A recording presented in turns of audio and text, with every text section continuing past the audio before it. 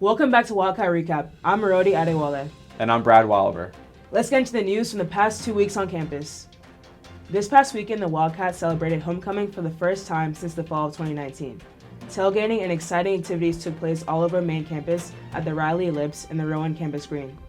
Many alumni came to show their support, including our young alumni recipients, Daryl J. Ford, Katarina Mayers, Thomas Sanzone, Tony Chanel, and Sarah Francis Bland, who all received recognition for their contributions to the university's mission.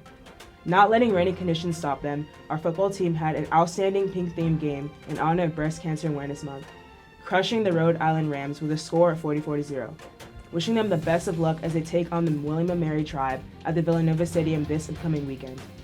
On Monday, October 18th, Villanova University President Father Peter Donahue announced plans to the Villanova University community about a major transformation to the Center for Engineering Education and Research, or CEER. The project will include a multi-year construction project that will add an additional 150,000 square feet of space.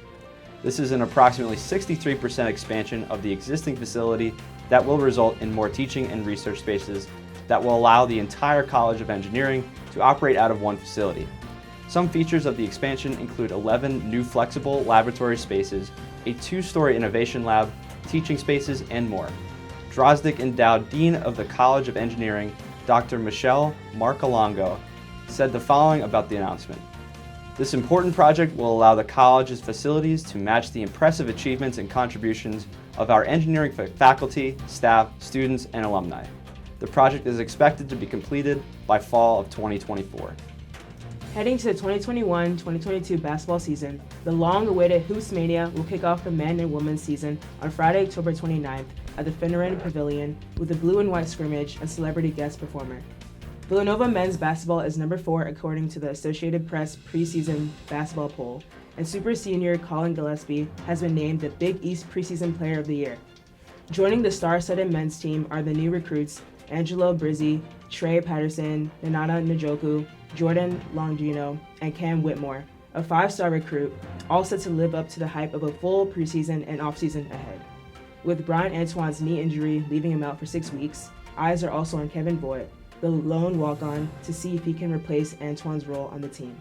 In response to the complaints from students about mold and mildew in residence halls, the university released a statement via email explaining that they have done room reviews in various buildings and that they, quote, have found no evidence to suggest that there is any systemic or building-related mold issue on campus beyond individual cases. In the statement, the Vice President of Student Life, Kathleen Burns, listed many preventative measures that students can take to stop mold growth, including keeping windows closed when air conditioning is running, maintaining thermostats between 70 and 72 degrees, and making sure that HVAC units are not blocked. This has been Wildcat Recap. I'm Moroti Adewole. And I'm Brad Wohlleber. We'll see you next time.